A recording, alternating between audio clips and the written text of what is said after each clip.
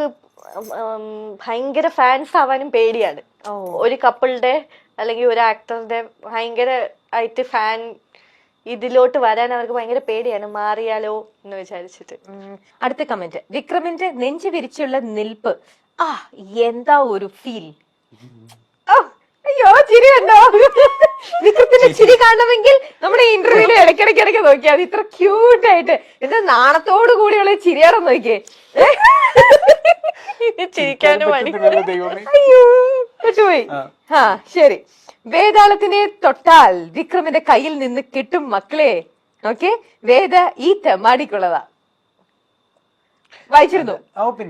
അതുവരെ എത്തിയോന്ന് അറിയില്ല. അല്ല, എന്നെ തൊട്ടാ ഇടിക്കും. അത് ഏത് സ്ത്രീനെ തൊട്ടാലും വിക്രം ഇടിക്കും. അല്ലാതെ വേദയോട് വേദയോട് അങ്ങനെയല്ല, ആരായാലും. ഇപ്പൊ രാധയെ തൊട്ടാലും ഇടിക്കും. രാധയെ തൊട്ടിട്ട് ഇടിച്ചിട്ടുണ്ട്. അപ്പൊ അങ്ങനെ സുരഭി പോവാന്ന് പറഞ്ഞ നേരത്തല്ലേ, അപ്പൊ ഒരു പോസ്റ്റ് ഇങ്ങനെ വന്നിട്ടുണ്ടായിരുന്നു.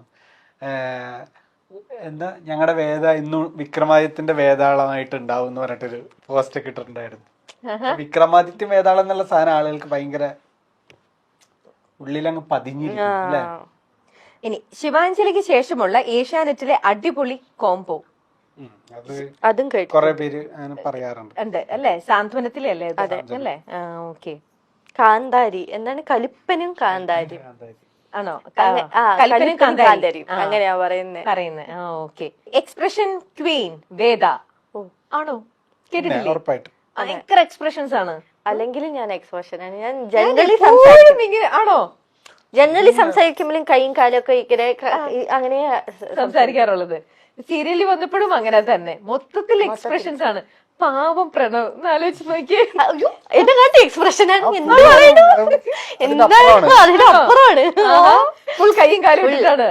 ഞാൻ എപ്പോഴും എന്റെ ഫ്രണ്ട്സ് ഒക്കെ പണ്ട് പറയുമായിരുന്നു, എന്നെ പരിചയപ്പെട്ടൊന്ന് സെറ്റ് ആവുന്നവരെ എല്ലാവർക്കും ഒന്ന് ഈ കുട്ടി കുറച്ച് ഓവറല്ലേ ചിന്തിക്കാറുണ്ട് ആൾക്കാര്. പക്ഷെ പിന്നെ അവർക്ക് മനസ്സിലായി ഇതാണ് സ്വഭാവം. അത് കഴിഞ്ഞ് ഞാൻ എന്ത് ചെയ്താലും അറിയാം. ഇപ്പൊ ഞാൻ എന്റെ ഫ്രണ്ട്സിന്റെ കൂടെയൊക്കെ ഇരിക്കുമ്പോ ഞാൻ ഇപ്പൊ ശബ്ദം മാറ്റി സംസാരിച്ചാലും അവർക്കൊരു മാറ്റവും കാണില്ല. അവരിങ്ങനെ അവളെന്തോ വട്ട് ചെയ്യണു, ആ ഒരു ഇതാണ്. അപ്പൊ ഞാൻ എപ്പോഴും വിചാരിക്കും, ഞാൻ കല്യാണം കഴിക്കുന്ന ആളൊക്കെ എന്നെ എങ്ങനെ ഹാൻഡിൽ ചെയ്യും, എങ്ങനെ സഹിക്കും നോക്കിയപ്പോ എന്നെ കാട്ടി ഇതൊക്കെ എന്നെ കാട്ടി കടത്തി വെട്ടി ചെയ്യുന്ന ഒരാളാണ് ഞാൻ കല്യാണം കഴിച്ചിരിക്കുന്നത്. അപ്പൊ പിന്നെ ഞാനിപ്പോ അനുഭവിക്കുന്നു, ഞാൻ ചിലപ്പോ ഇത്രക്കൊക്കെ വേണോ?